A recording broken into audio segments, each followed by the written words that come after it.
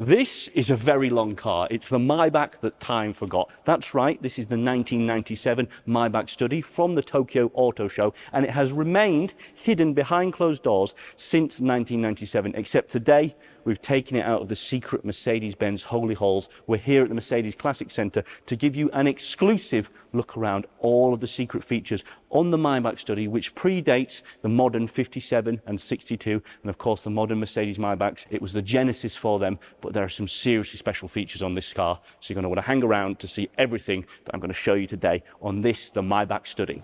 I just want to take a moment to appreciate how long this car is before we get into a little bit of a history lesson. This is 5.77 meters long. That's over half a meter longer than Mercedes' largest car at the time, which was the S600 long wheelbase. So long not only means long, it also means luxury. But now let's take a little bit of a history lesson and go back in time and tell you all about the story of Maybach. Some of you will be familiar, but many of you will only know Maybach as a luxury branch of Mercedes-Benz. So for those that don't know, if we rewind around about 100 years, someone called Wilhelm Maybach founded a company called Daimler with Gottlieb Daimler, and they made a car called the Mercedes. Daimler later merged with Benz to make Mercedes-Benz and Daimler-Benz. However, Wilhelm Maybach had left Daimler in 1907 to form his own company, Maybach, with his son Karl Maybach. They had started by making Zeppelin engines. However, around about 1919, they started to produce luxury cars, and that only stopped with the start of World War II, at which point they started building tank engines. After the war, they didn't really start building cars again, and that was until the late 1990s when Mercedes brought back the Maybach name with this, the Maybach Study. So I know you're all dying to see the amazing features on this car. Two things to stress. First of all, this was a study to show all of Mercedes' capabilities when it came to high-end luxury. So a lot of these features later went into production on the likes of the Maybach, the S-Class, even the E-Class. But the other thing to stress is this is very much a prototype, to the extent that it's got this umbilical cord coming out of the boot to keep this car alive, because it is very much an auto show car. It is not a production car. It does actually drive. We're not going to drive it today, unfortunately, but give it the benefit of the doubt when you see some of the way things are finished on this car, because it is a one-off prototype, not a production car. However, let's get straight into its features, and this is the first thing that I love, and I don't think I've ever used a car like this before. Electronically opening door handles. You don't pull the handle, you just push the button and the door pops open, and then soft close. Back in 1997, and bear in mind this car has done absolutely nothing for the past nearly 30 years. I'm extremely impressed that that still works. I couldn't go without mentioning the wheels. Polished chrome wheels, sort of monoblock style. I don't think these ever really came to production in this kind of style. Funny enough, made by Enki, which is pretty cool. Absolutely love them, and I think they finish off the car perfectly. The contrast between the black, the red, that light tan interior, no tints, and then the big chrome wheels, it suits it very nicely. You'll notice on the reflections, panels like the boot and the bonnet are actually made out of carbon fibre. Parts of this car are also made of magnesium, aluminium, so really space-age stuff on this, the height of luxury in the late 1990s.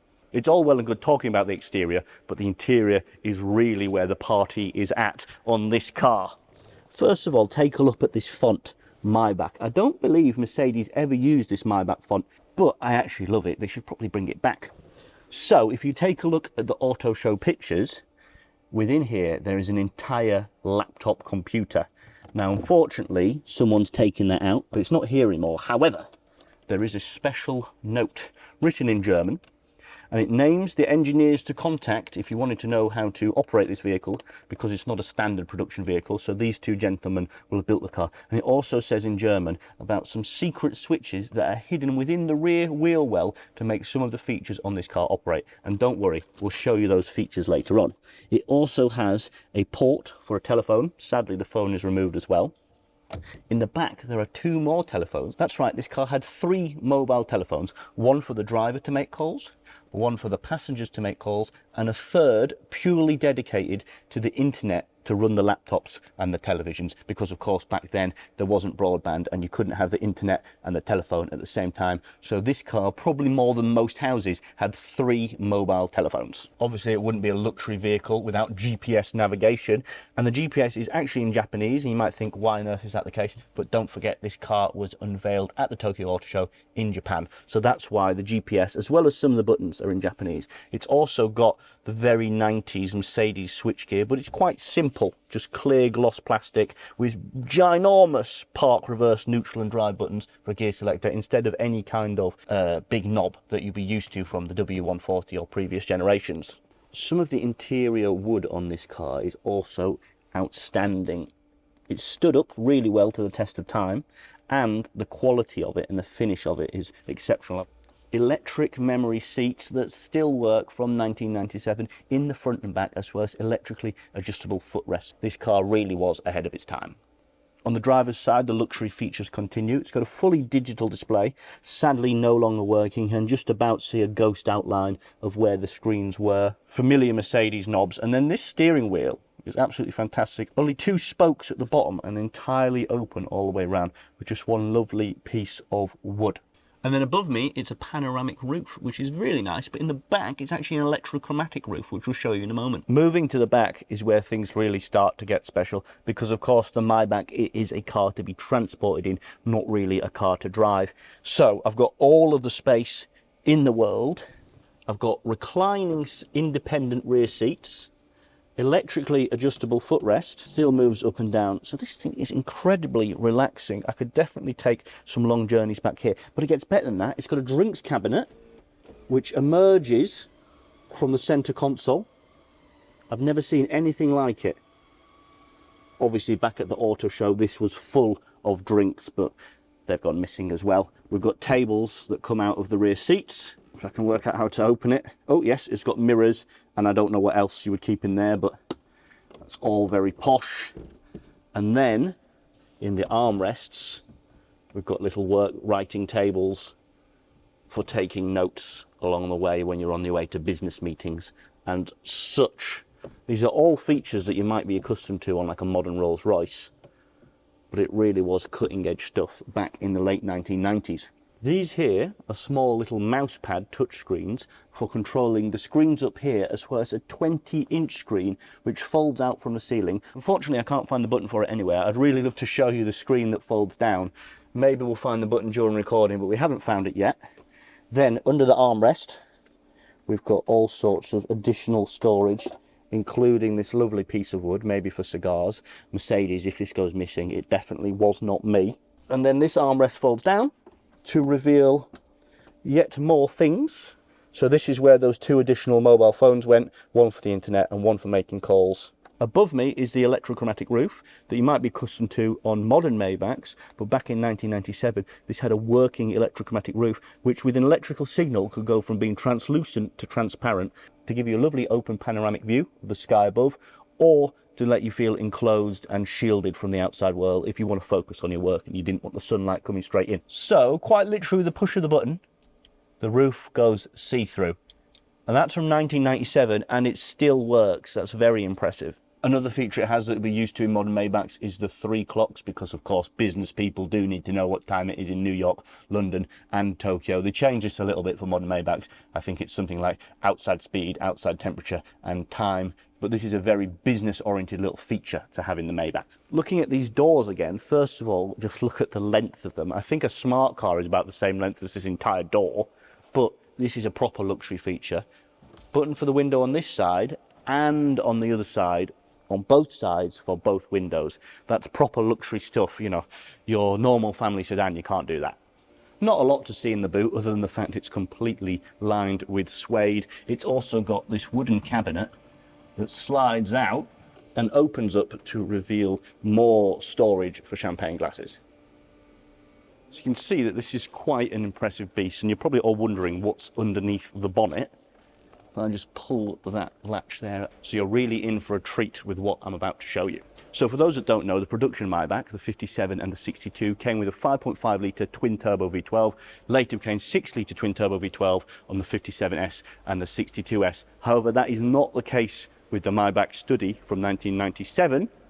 Instead has the 6 litre V12 that you might recognise from the likes of the W140. This is the M120 that's actually used in the C140 S600 behind us. and the likes of the Pagani Zonda. And funnily enough, actually the C112 prototype, which will be a video on later as well. So this engine is very well known from the SL600, the S600, because that is what this car is based on. It is actually a W140 S600 underneath that this prototype was built around. So this is the only naturally aspirated modern Maybach. So it's pretty cool that it uses the around about 400 horsepower 6-litre V12 from the W140. Because this is an early car, it predates the later S-Class, which used that 5.8 naturally aspirated and then the 6-litre twin turbo. And it's probably the only Maybach that uses one of these bonnet struts instead of hydraulic ones to keep the bonnet open, because of course this is only a prototype. It's not a production vehicle. That thing is heavy, believe me. Try not to trap my fingers as we close that back down. So although the engine under the bonnet is very much just the M120 6-litre V12, this car was reported to have cylinder switch off, which didn't come until the later 5.8, but this was more sort of a proposed conceptual function rather than what this actual physical car could do. So the concept had cylinder shut off. It also had bi-xenon headlights, which didn't come until the later W211 E-Class. It's also got active suspension, which came on the later CL.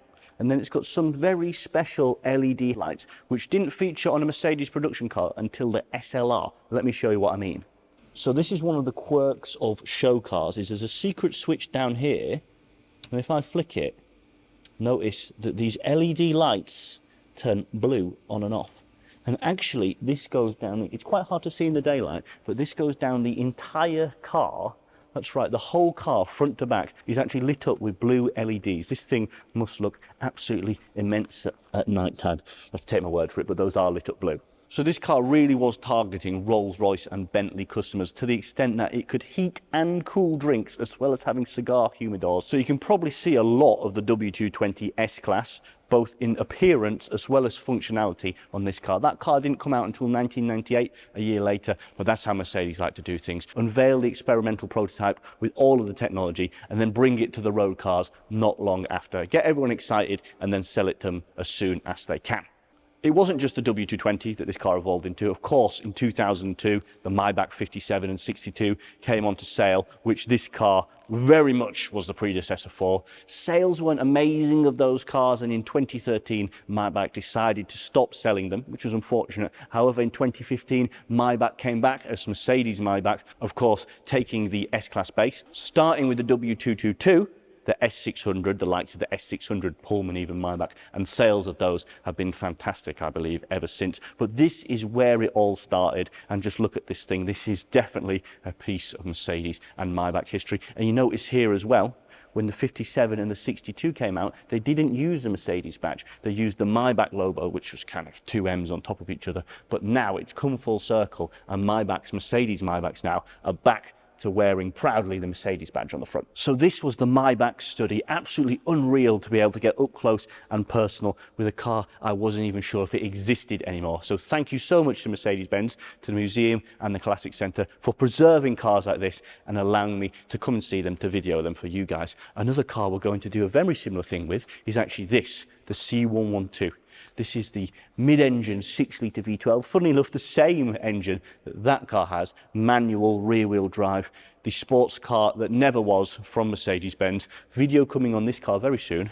But other cars they've got here in the Classic Centre, actually for sale, beautiful 300 SL 6.3. One that caught my eye down here, 300 SL Roadster.